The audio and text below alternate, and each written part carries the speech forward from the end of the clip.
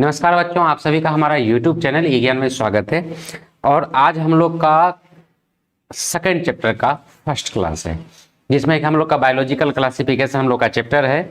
इसके पहले का अगर तुम लोग नहीं पढ़े हो तो पहला चैप्टर का उसमें जितना भी क्लासेस हुआ है, अगर नहीं पढ़े हो तो वो भी पढ़ लो, वो भी जरूरी है और ये ज़्यादा जरूरी है। Okay mister Roy, hello, let us see. इसमें जो हम लोग जो देखेंगे, इसमें इस चैप्टर में जो मेन रूप से जो हमारा है, जस्ट ए मिनट, चैप्टर 1 हम लोग का कंप्लीट हो चुका है फुल्ली। चैप्टर 1 का एक एक पोर्शन को हम लोग अच्छे तरीके से देख लिए हैं। हाँ, इसका कुछ एमसीक्यूज प्रैक्टिस करना बाकी है हम लोग का। Just telling, this is Tribhuvan Kumar भारतीय, BSc in biotechnology, MSc in zoology, BEd, MEd. Let us start with today class. This हम लोग का diversity in the living world unit 1 है। यूनिट 1 में living world, the living world completed. Chapter 1 already complete हो चुका है। उसके बाद चैप्टर 2 बायोलॉजिकल क्लासिफिकेशन। अब हमारा ये बायोलॉजिकल क्लासिफिकेशन चल रहा है। तो बायोलॉजिकल क्लासिफिकेशन में क्या है, इतना सारा वेराइटीज है जीव जंतु का, इतना अलग अलग प्रकार का वेराइटीज है। अगर एनिमल्स की बात करें तो एनिमल्स भी बहुत प्रकार का होता है।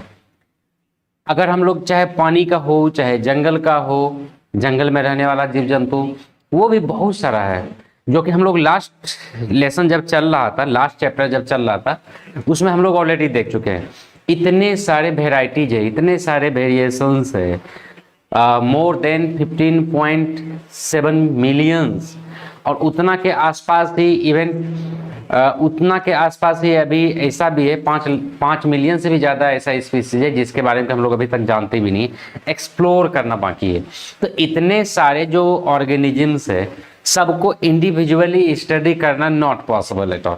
सिंपल एक एग्जांपल ले लो, अगर इंसान के बारे में ही स्टडी करते हैं, अगर जैसे कि तुम लोग एमबीबीएस कॉलेज में जाओगे, एमबीबीएस करने के लिए मेडिकल कॉलेज में जाओगे नीट का एग्जाम पास करके, तो अभी वहां पर ये तो नहीं है ना कि सभी के बारे में, जितना भी जीव आएगा बोले तो जितना भी इंडिविजुअल आएगा सभी का पेट चीरोगे, देखोगे क्या है और उसके बाद उसका पहले देखोगे उसका समझोगे, ऐसा तो नहीं है।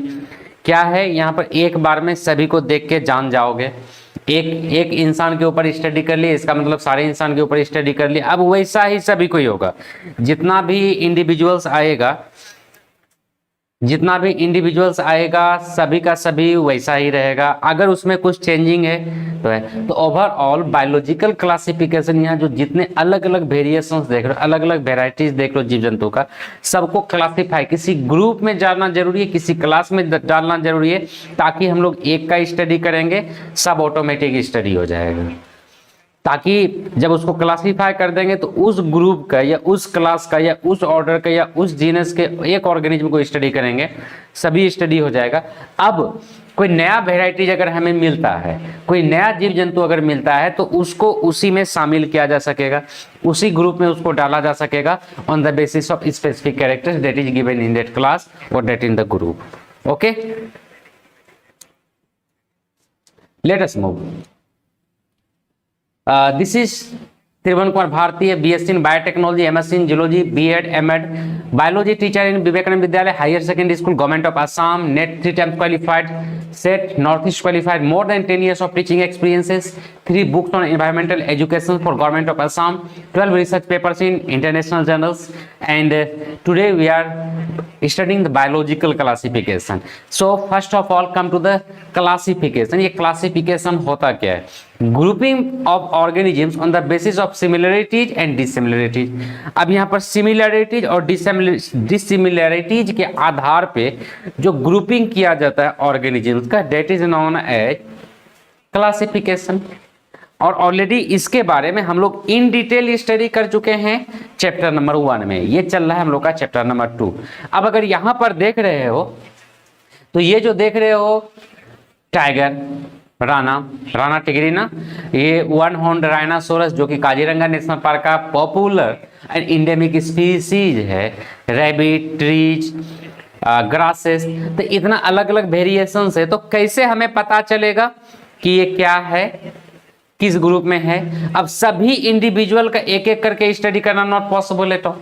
संभव ही नहीं है सभी को एक एक करके, जितना मान लो जितना राइनो आएगा सबको राइनो को चीरोगे, देखोगे, अच्छे तरीके से एनाटॉमिकल स्टडी करोगे, फिजिकल मॉर्फोलॉजिकल स्टडी करोगे, ऐसा तो है ही नहीं। तो उस डिजाइन का जितना भी चीज है किसी कॉमन कैरेक्टर्स के आधार पे हम लोग किसी पार्टिकुलर ग्रुप में डालेंगे। Okay mister Roy, are you there? Mister Roy, are you there?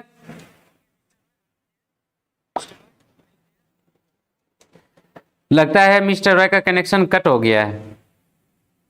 Okay mister Roy, आप अभी तुम्हें मिस्टर बोल रहे हैं, लेकिन कुछ दिनों के बाद यहाँ पे नाम के सामने डॉक्टर लगना चाहिए, बस यही चाहते हैं हम।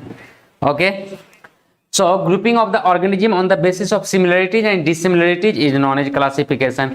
अब ये तो वह अलग अलग जैसा दिखता है, मॉर्फोलॉजिकल कैरेक्टर्स भी अलग है, लेकिन अगर हम लोग इसको देखो बर्ड्स, तो बर्ड्स भी मॉर्फोलॉजिकली एंड फिजियोलॉजिकली किसी ना किसी प्रकार से डिफर कर रहा है। यहाँ पर अलग अलग वेराइटी है। अगर हम इसका देखें, तुम लोग बहुत सारे देखे भी होंगे, असम में भी बहुत सारा वेरिएशंस, बहुत सारा वेराइटीज मिलता है, because this area falls under the tropical rain forest. ये एरिया जहाँ पर के हम लोग रह रहे हैं ये ट्रॉपिकल एरिया से बिलोंग करता है और हाईएस्ट डाइवर्सिटी पाया जाता है ट्रॉपिकल रेन फॉरेस्ट में। बस अलग बात है इस रेन फॉरेस्ट में हम लोग का थोड़ा मीडियम टाउन से बिलोंग कर रहे हैं, फिर भी टाउनशिप है लेकिन कंप्लीट टाउनशिप नहीं। इस एरिया में बहुत सारा बर्ड्स आया करता है। जैसे कि अगर मेरी बात करो जहाँ पर कि मैं रह रहा हूँ जिस जगह पे डिगबोई में, इसको छोड़ के हमारे यहाँ लगभग सारा बर्ड्स आती है, कभी ना कभी नजर आया है। ये हमारे यहाँ अभी एग्जिस्ट कर रहा है। मेरे एक सबसे ऊपर वाला जो ट्री है उसके ऊपर पेड़ में छेद करके ये अपना घर बनाया हुआ है। उसके बाद ये कुछ दिन पहले पिछले साल लास्ट ईयर ये इसका बच्चा, ये कंप्लीट नहीं, बच्चा भी इतना ही बड़ा होता है। मेरे यहाँ अगर तुम लोग फेसबुक पे या यूट्यूब में भी देखोगे तो इसका पकड़ के फोटो खींचे हुए थे, इसका बच्चा मेरे घर में आ गया था, सेम टू सेम बर्ड्स। ये तो जाना पहचाना पिजन है, मेरे पड़ोस के घर में बहुत सारा रहता है। और ये सारा में से भी ये बाकी जो है ये टूरिस्ट है, हमारे यहाँ घूमने के लिए आता है। ये इसका परमानेंट घर है जो कि मेरे ही पेड़ के ऊपर घर बनाया हुआ है, और इसका परमानेंट घर है। और इसका जो दूसरा भाई होता है पिजन मेरे पड़ोस वाले घर में रहता है, और इसी का एक जंगली वेराइटी होता है, इसका घर है, बोले तो नेस्ट बनाया हुआ है। मेरे सब्जियों का जो पेड़ है उसी के पास में ये बनाया हुआ है, पौंड के बगल में। ये नहीं, इसका जो चचेरा भाई होता है ना, चाचा का भाई चाचा का लड़का, वो सब है। अब बाकी सब टूरिस्ट है, ये कभी नहीं आया है हमारे एरिया में, नहीं देखे हैं। बाकी सब ये भी और ये भी, ये दोनों को नहीं आया है मेरे एरिया में, बाकी सब आया हुआ है। ये तो कभी नहीं आया, आई थिंक आएगा भी नहीं। ये तो आते रहता है, ये अपने यहाँ का ऑर्गेनिज्म है काजीरंगा नेशनल पार्क का। ये तो मोस्ट इंडेमिक स्पीशीज इधर ही होता है, ये तो बहुत सारा है। लेकिन अब है कि सबको थोड़ी स्टडी कर पाएंगे, सबको अलग अलग डिजाइन से स्टडी करना होगा, है ना। तो सभी को एक पार्टिकुलर ग्रुप में रखेंगे और वहां से स्टडी करेंगे। Now coming to the purpose of classification, हम लोग क्लासिफाई करते क्यों है, मेन रूप से इन द रिटन फॉर्म हमें पता होना चाहिए। Easy identification of organisms. अब इतने सारे ऑर्गेनिजम्स हैं, अब सबको आइडेंटिफाई करना जरूरी है। बहुत के बारे में हम लोग जानते हैं और बहुत के बारे में हम लोग नहीं जानते। तो जो नहीं जानते हैं उसको स्टडी, मान लो कोई नया जीव मिला और पता चलेगा कि कुछ वो बिल्कुल ही नया है, तो कई सारा, जैसे कि तुम लोग को डिगबोई कॉलेज के एक प्रोफेसर के बारे में बताए थे जो कि हमारे यहाँ का असम का ट्रॉपिकल रेन फॉरेस्ट से कई सारा वेराइटीज ऑफ बटरफ्लाई और कई सारा एनिमल्स को डिस्कवर किए, मतलब खोजे, और उसको जब क्लासीफाई किए, जब उनको आइडेंटिफाई किए तो पता चला वो किसी ना किसी क्लास से ऑलरेडी बिलोंग करता है, तो उनको वो अपने अनुसार नाम दिए। इन द ईयर 2016 में भी कुछ साइंटिस्ट लोग दिल्ली के बॉटनिकल गार्डन में घूम रहे थे, तो वहां पर एक स्पाइडर नजर आया उनको।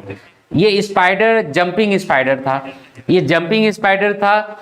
तो जब उसको उसके ऊपर स्टडी किया गया तो पता चला वो ऑलरेडी एग्जिस्ट कर रहा है, जंपिंग स्पाइडर उसी से बिलोंग करता है। लेकिन अगर ये क्लासिफिकेशन का मेथड नहीं होता, क्लासिफिकेशन नहीं किया जाता, तो इसको आइडेंटिफाई करने के बजाय एक नया ऑर्गेनिजम्स घोषित कर दिया जाता है ना। So it is for easy identification of organisms, और उसको उसका सही स्पेस दे दिया गया, सही प्लेस दे दिया गया, ताकि कोई भी उसे आसानी से अंडरस्टैंड कर सके। Next, study of organism easy and convenient. जब हम उसे क्लासीफाई कर देते हैं तो उस क्लास के पर्टिकुलर ऑर्गेनिज्म को जब हम लोग स्टडी करते हैं तो उस क्लास के सभी ऑर्गेनिज्म का स्टडी होता है, क्योंकि हल्का फल्का आगे पीछे एक ही जैसा होगा। फॉर एग्जाम्पल अगर इंसान के बारे में बात करते हैं, तो इंसान जो है होमोसेपियंस, तो होमोसेपियंस के किसी भी एक होमोसेपियंस का जब स्टडी कर लिए तो जितना भी इंसान है सब के अंदर एक ही जैसा मशीन है, एक ही जैसा बनावट है, सब कुछ एक ही जैसा है।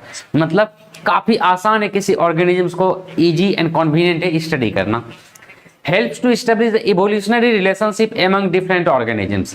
अब डिफरेंट ऑर्गेनिजम्स के बीच में रिलेशनशिप स्टेब्लिश करने में ये काफी हेल्प मिलता है अगर क्लासीफाई करते हैं तो। मतलब जैसे पहले पुराना जमाना का जो भी ऑर्गेनिजम्स था, फॉर एग्जांपल्स आर्कीबैक्टीरिया, ठीक है, तो आर्कीबैक्टीरिया जो है, तो आर्कीबैक्टीरिया सबसे पहले धरती पे आने वाला है, लेकिन अब उसको स्टडी किया, अब उसी का आधार पे अब आया हम लोग का यू बैक्टीरिया, ठीक है। इसी से आगे डेवलप करके फिशेज बना, मतलब फिशेज से बिलोंग करने वाला एम्फीबियंस बना। तो जब हम लोग एक का स्टडी करते हैं तो इसी से पता चलता है कि सभी इसी डिजाइन का और किससे कौन सा डेवलप किया है। तो तुम लोग यहां पर एक देख लो, जैसे फिशेस है, सिंपल फिशेस, सिंपल फिश से ही ये बड़ा वाला शार्क डिजाइन का फिश डेवलप किया और उसी से एम्फीबियंस बना। इसी ट्री से आगे बना और रिप्टाइल्स का डेवलपमेंट हुआ है और इसी से मेमेलिया का भी डेवलपमेंट हुआ है। रिप्टाइल वाला क्लास जो था, ये जो स्टॉक है यही आगे बन के बर्ड्स वगैरह भी बना है। हाँ, बर्ड्स वगैरह का फॉर्मेशन हुआ, मेमेलिया में हॉर्स भी बना, टाइगर भी बना, मतलब चिंपैंजी वगैरह भी बना, एंड लास्टली ह्यूमन बींग्स का डेवलपमेंट हुआ। तो यहाँ पर इवोल्यूशनरी रिलेशनशिप स्टेब्लिश करने में हमें हेल्प करता है क्लासिफिकेशन। तो ओवरऑल पर्पस ऑफ क्लासिफिकेशन क्या क्या हो गया? Easy identification of organism, study of organism easy and convenient कर देता है। इवोल्यूशनरी रिलेशनशिप डिफरेंट ऑर्गेनिजम्स के बीच में स्टेब्लिश करने में हेल्प करता है। जो बायोलॉजिकल क्लासिफिकेशन जो सबसे पहले यूज किया गया था वो अरिस्टोटल के द्वारा पहचान था। ऐसे इसका ओरिजिनल फोटो अवेलेबल नहीं है, वो इसी डिजाइन का फिगर्स अवेलेबल है जिसे कि स्टडी करना होगा। और ज़्यादातर जगह में तुम चाहे गूगल पे हो या कहीं पर भी हो, अरिस्टोटल जी का ऐसा ही देखे होगे, क्योंकि उस समय का इतना पुराना चीज का है। So Aristotle biological classification for the first time, मतलब सबसे पहले बायोलॉजिकल क्लासिफिकेशन दिए थे। It was based on simple morphological characters and habitats, मतलब जो एरिस्टोटल ने जो क्लासिफिकेशन दिए थे वो सिंपल कैरेक्टर्स और हैबिटेट के आधार पे ही उन्होंने दे दिया था, क्योंकि सबसे पहला क्लासिफिकेशन करने का कोशिश किए थे ये। और इट वाज नॉट साइंटिफिक। अभी का जो क्लासिफिकेशन किया जा रहा है, particularly 5 kingdom system of classification, ये साइंटिफिक मेथड के द्वारा देखा जाता है। वो क्या था? सिंपल मॉर्फोलॉजिकल कैरेक्टर्स और हैबिटेट का आधार पर क्लासिफाई कर दिया गया था। लेकिन अभी के टाइम में मॉर्फोलॉजिकल, फिजियोलॉजिकल, एनाटॉमिकल सारा स्टडी, सारा कैरेक्टर्स के आधार पर, इवन फाइलोजेनेटिकल मतलब इवोल्यूशनरी हिस्ट्री के आधार को भी शामिल किया जाता है और उसके बाद क्लासिफाई किया जाता है। बोले तो अभी का क्लासिफिकेशन मोर साइंटिफिक है, ठीक है, मतलब मॉर्फोलॉजिकल, फिजिकल, हैबिटेट, इसके एनाटॉमिकल एंड साइंटिफिक मेथड को यूज करता है। जबकि अरिस्टोटल के टाइम का जो था वो बिल्कुल ही साइंटिफिक नहीं था। First scientific classification was done by the Swedish scientist Carolus Linnaeus. तुम लोग इसके बारे में काफी जानते होंगे। तो पहला जो साइंटिफिक क्लासिफिकेशन यूज किया गया था डेट वाज बाय सी लिन्यास, और ये इसीलिए क्लासिफिकेशन का फादर उन्हें ही बोला जाता है। किन्हें? कैरोलस लिन्यास को। नाउ कैरोलस लिन्यास जो क्लासिफिकेशन दिए थे वो 2 किंगडम सिस्टम ऑफ क्लासिफिकेशन दिए थे। 2 किंगडम सिस्टम। इन्होंने क्या किया था? पूरे किंगडम्स को, पूरे क्लासिफिकेशन को ओनली 2 ग्रुप में डिवाइड कर दिया गया था, एक प्लांटी में और दूसरा एनिमेलिया में। इसके अलावा उन्होंने कुछ भी नहीं दिया। जितना भी ऑर्गेनिजम्स था सभी को 2 पार्ट में, सिंपल, प्लांटी और एनिमेलिया में डिवाइड कर दिया। ये सिंपल था, ऐसे साइंटिफिक था। अभी के टाइम के लिए किसी भी चीज का इसमें नो यूज, एक तरह से कह सकते हो नो यूज है। अब जैसे फंगस वगैरह है, फंगस वगैरह को भी इन्होंने प्लांटी में ही डाल दिया, जबकि वो प्लांट नहीं है, एक अलग है। वैसे एनिमेलिया की बात करते हैं। अगर यहाँ पर अगर तुम लोग यूग्लिना की बात करते हो, यूग्लिना नाम सुने होगे, यूग्लिना को स्लीपर एनिमल भी कहता है। ये तो ना तो प्लांट है और ना तो एनिमल है, इसके बारे में तो कुछ कहा ही नहीं गया। तो ऐसे बहुत सारे ड्रॉबैक्स में था, लेकिन फिर भी स्टार्टिंग के टाइम का था कैरोलस लिन्यास का जो क्लासिफिकेशन था, साथ ही साथ ये जो बाइनोमियल सिस्टम वगैरह जो दिए थे, ये काफी फायदेमंद था और यही चल के साइंटिफिक मेथड को आगे चल के डेवलप किया। Now coming to the drawbacks of 2 kingdom system of classification. क्या है? Prokaryotes and eukaryotes kept in the same group. इन्होंने क्या किया था, प्रोकैरियोट और यूकैरियोट को दोनों को एक ही ग्रुप में डाल दिया, जो कि not possible at all. Prokaryote का अलग कंपोजिशन होता है, यूकैरियोट का अलग कंपोजिशन होता है, अलग बनावट होता है। जैसे prokaryotic bacteria and cyanobacteria were placed under the plant kingdom, मतलब प्रोकैरियोटिक बैक्टीरिया और साइनोबैक्टीरिया दोनों को एक ही प्लांट किंगडम में डाल दिया गया, जबकि प्लांट किंगडम तो बिल्कुल ही अलग है।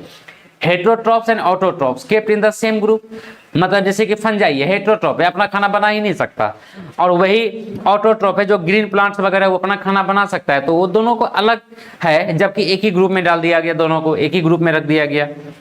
अब है unicellular and multicellular organisms kept in the same,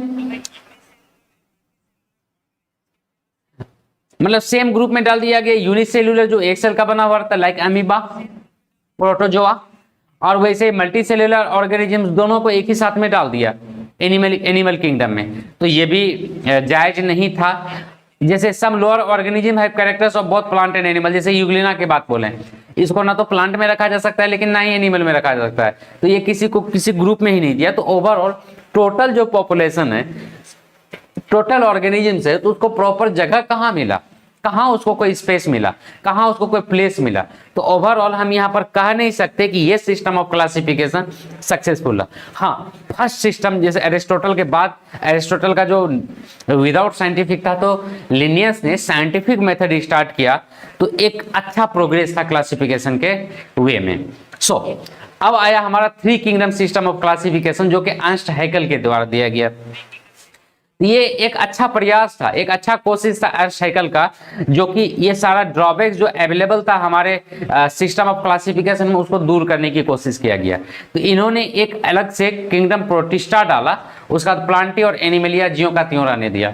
तो इस दोनों से, प्लांटी और एनिमेलिया से जो कुछ इंपॉर्टेंट ऑर्गेनिजम्स था, उसको उससे बाहर करके किंगडम प्रोटिस्टा में डाल दिया गया। तो अब इसका सवाल, अब इसका ड्रॉबैक्स क्या आया, तो अर्नस्ट हैकेल का ड्रॉबैक्स ये था, जस्ट ए मिनट, पेन को चेंज करते हैं।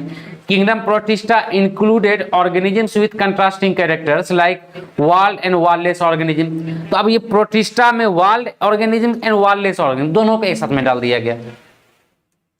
प्रोटिस्टा में नॉर्मली यूनिसेल्युलर ऑर्गेनिजम्स को शामिल किया गया और मल्टी सेल्यूलर को भी शामिल कर दिया गया, लेकिन वैसा को भी डाल दिया गया जिसमें वॉल हुआ करता था, सेल वॉल, और उसको भी डाल दिया गया जो कि जिसमें कि सेल वॉल नहीं हुआ करता था। नंबर वन, इसमें फोटोसिंथेटिक और नॉन फोटोसिंथेटिक दोनों ऑर्गेनिज्म को एक साथ में डाल दिया सेम प्रोटिस्टा में। अब यूनिसेल्युलर एंड फिलामेंटस या माइसेलियल ऑर्गेनिज्म सबको इसी में डाल दिया गया, यूनिसेल्युलर को भी और मल्टीसेल्युलर को भी, फिलामेंटस को भी डाल दिया गया।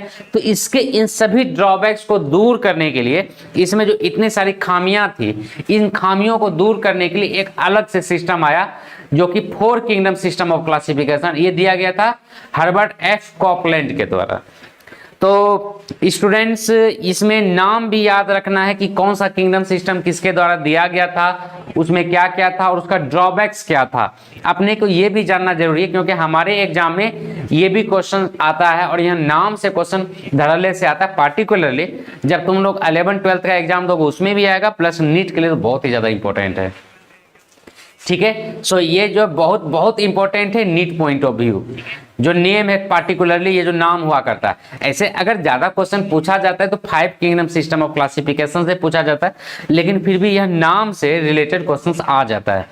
तो इन्होंने क्या किया, 4 किंगडम सिस्टम में ऑर्गेनिजम्स को किंगडम मोनेरा, प्रोटिस्टा, प्लांटी और एनिमेलिया, ये 4 पार्ट में डिवाइड किया, उन ड्रॉबैक्स को दूर करने के लिए जो 3 किंगडम सिस्टम ऑफ क्लासिफिकेशन में था। इसमें क्या क्या ड्रॉबैक्स, क्या यहाँ पर प्रॉब्लम रहा कि fungi still included in kingdom Plantae. अब यहाँ पर अभी भी, जैसे कि वहाँ पर मल्टी सेल्यूलर से यूनिसेल्यूलर को अलग कर दिया, मोनेरा में डाल दिया गया, प्रोकैरियोटिक को मतलब यूकैरियोटिक को प्रोटिस्टा में रहने दिया गया, और मल्टी सेल्यूलर जो प्रोकैरियोटिक था उसे मोनेरा में डाल दिया। लेकिन अभी भी इसमें ड्रॉबैक्स क्या रहा कि फंजाई को अभी भी प्लांटी में ही डाला, जबकि ये बिल्कुल फोटोसिंथेसिस नहीं करता, सनलाइट का तो बिल्कुल इसको जरूरत ही नहीं है, नो नीड ऑफ सनलाइट। अब ये तुम लोग देखे होगे, कई बार इसे कंफ्यूज भी किए होगे, इसको तुम देख के मशरूम से कंफ्यूज किए होगे। यहाँ पर ये मशरूम नहीं है, मशरूम से मिलता जुलता फंगस है जो कि डेड एंड डिकेइंग ऑर्गेनिजम्स के ऊपर ग्रो करता है। पर्टिकुलरली डिगवे में तो बहुत ही होते रहता है, मेरे यहाँ भी है। ज्यादातर ऑर्गेनिजम्स है मेरे यहाँ, तो बस अभी थोड़ा सिचुएशन खराब है, इसीलिए तुम लोग को दिखला नहीं सकते जो डिगोवासी हो। और कभी हम करेंगे लाइव टेलीग्राम ग्रुप के थ्रू, इसलिए नीचे जो डिस्क्रिप्शन में लिंक दिया हुआ है टेलीग्राम ग्रुप का, अगर पहली बार आए हो तो उस टेलीग्राम ग्रुप में शामिल हो जाओ। वहाँ पर बहुत कुछ स्टडी मटेरियल भी दिया जाता है, प्लस ये सारा चीज ओरिजिनल फॉर्म में भी दिखलाया जाएगा जो कि हमारे गार्डन में अवेलेबल है। तो ये हमारे गार्डन में अक्सर होता है, तुम्हारे घर के आसपास में भी होगा। अगर अभी रेनी सीजन ही है, एक दूसरे डिजाइन का होता है मशरूम जो कि खाने में यूज होता है, तो उसे भी मतलब फंजाई को भी इन्होंने प्लांट किंगडम में रहने दिया, कॉपलैंड ने। तो इनका प्रॉब्लम्स को दूर करने के लिए, इनका सिस्टम को जो ड्रॉबैक्स था उसको दूर करने के लिए 5 किंगडम सिस्टम ऑफ क्लासिफिकेशन आया, जो कि R.H. विटेकर के द्वारा दिया गया। रॉबर्ट विटेकर साहब ने ये 5 किंगडम सिस्टम ऑफ क्लासिफिकेशन दिया, जो ड्रॉबैक्स उसमें अवेलेबल था उन सभी ड्रॉबैक्स को दूर करने के लिए। तो अब इसमें एक एक्स्ट्रा क्रिएट किया गया, ये फंजाई। तो अब हो गया 5 किंगडम, कौन कौन? Monera, protista, fungi, Plantae and animalia. तो ये 5 किंगडम हुआ। तो अब 5 किंगडम सिस्टम ऑफ क्लासिफिकेशन क्या था? R.H. Whittaker used the following characters. अब तुम्हारा जो 11th 12th का एग्जाम होता है, ये 5 किंगडम से कैरेक्टर्स के कौन कौन सा कैरेक्टर्स को इसमें इंक्लूड किया गया, इससे भी रिलेटेड क्वेश्चंस कई बार आ जाया करता है। और नीट के एग्जाम में पिछले बार भी क्वेश्चन पूछा गया था नीट के एग्जाम में, इससे कैरेक्टर्स ऑफ मतलब इनमें से कौन सा 5 किंगडम सिस्टम ऑफ क्लासिफिकेशन का कैरेक्टर नहीं है। So complexity of cell structure, that is prokaryotic and eukaryotic के आधार पे 5 किंगडम सिस्टम क्लासिफिकेशन बनाया गया। मतलब कॉम्प्लेक्सिटी ऑफ सेल स्ट्रक्चर पहला कैरेक्टर था। दूसरा कैरेक्टर था कॉम्प्लेक्सिटी ऑफ बॉडी स्ट्रक्चर, मतलब ये यूनिसेल्युलर सेल का बना हुआ है या मल्टीसेल्युलर का सेल का बना हुआ है। दूसरा नंबर ये किस ढंग का इसका बनावट है, मतलब मोड ऑफ न्यूट्रिशन उसका तीसरा मोड रहा कौन कौन सा, ऑटोट्रोपिक है या हेटेरोट्रोपिक है। मतलब ऑटोट्रोपिक वो खाना खुद बना सकता है अपना खाना, या अपने खाने के लिए किसी और के ऊपर डिपेंडेंट रहता है, ये यहाँ का बेस रहा। उसके बाद टाइप्स ऑफ रिप्रोडक्शन, ये सेक्सुअल रिप्रोडक्शन करता है या सेक्सुअल रिप्रोडक्शन करता है वो अपने मोड में, या वेजिटेटिव रिप्रोडक्शन करता है। इसे वेजिटेटिव को भी एसेक्सुअल में ही शामिल किया गया है। तो किस प्रोसेस से ये रिप्रोडक्शन करता है, अब उस चीज को ये शामिल किया इसमें, मतलब इसका भी एक कैरेक्टर्स लिया। और लास्टली ये फाइलोजेनेटिक रिलेशनशिप के आधार पे, मतलब डेवलपमेंटल इवोल्यूशनरी हिस्ट्री के आधार पे भी क्लासिफाई किया। तभी तो यहां पर देख रहे हो तुम, जैसे सबसे पहले अब जो है जो फाइलोजेनेटिक ट्री या 5 किंगडम क्लासिफिकेशन का जो ट्री बनाया गया वो फुल्ली एडजस्टेड एंड बैलेंस है। मैं पेन का कलर बदल रहा हूं। जैसे यहां पर देखो सबसे नीचे में है प्रोकैरियोटिक, प्रोकैरियोटिक किसमें है? मोनेरा। उसके बाद प्रोटिस्टा, प्रोटिस्टा में यूकैरियोटिक, यूनिसेल्युलर और मल्टीसेल्युलर, ये ऑर्गेनिज्म को डाला गया उसी से, मतलब प्रोकैरियोटिक मोनेरा से ही डेवलप किया है प्रोटिस्टा। अब प्रोटिस्टा से ही डेवलप कर किया है 3 स्टॉक अलग अलग हो गया है, कौन कौन सा? प्लांटी, एनिमेलिया एंड फंजाई, इसी से तीनों डेवलप किया है, मतलब तीनों एक ही साथ में डेवलप किया। तो कुछ इस ढंग से ये फुल्ली एडजस्टेड हो गया 5 किंगडम सिस्टम ऑफ क्लासिफिकेशन। अब इसके और भी ऐसे most accepted system of classification यही है 5 किंगडम सिस्टम ऑफ क्लासिफिकेशन, लेकिन बाद में 6 किंगडम सिस्टम ऑफ क्लासिफिकेशन आया कार्ल वुज के द्वारा, लेकिन अभी जो यूज किया जाता है वो 5 किंगडम सिस्टम ऑफ क्लासिफिकेशन को ही यूज किया जाता है। तो ये 6 किंगडम सिस्टम ऑफ क्लासिफिकेशन में क्या किया, एक अलग से दिया आर्किया, बैक्टीरिया एंड यूकैरिया। ठीक है, तो आर्किया जो ऑर्डर दिया गया डोमेन, तो आर्किया डोमेन में शामिल किया गया आर्की बैक्टीरिया को, बैक्टीरिया में यू बैक्टीरिया को, और यूकैरिया जो शामिल किया यूकैरिया में प्रोटिस्टा, फंजाई, प्लांटी और एनिमेलिया को शामिल किया गया। ठीक है स्टूडेंट्स, तो ये रहा हमारा इंपॉर्टेंस। इसके बाद इससे आगे का सिस्टम्स और पहला क्लासिफिकेशन मोनेरा, पहला किंगडम मोनेरा हम लोग कल स्टार्ट करेंगे। तो उसके आगे मोनेरा, फिर प्रोटिस्टा। तो मोनेरा में हम लोग बैक्टीरिया के बारे में देखेंगे, यू बैक्टीरिया, साइनो बैक्टीरिया, फिर ग्राम स्टेनिंग क्या होता है, और भी कई सारा चीज हम लोग कल देखेंगे। तो यहाँ तक में अगर किसी को कोई प्रॉब्लम है तो बताओ। और आज जस्ट फंडामेंटल था, बेसिक था, इसीलिए आज थोड़ा कम टाइम के लिए है और जल्दी खत्म कर रहे हैं। इससे आगे हम लोग अगले दिन देखेंगे। ठीक है, ठीक है स्टूडेंट्स, मिलते हैं हम लोग अगले क्लास में कल। Okay, bye.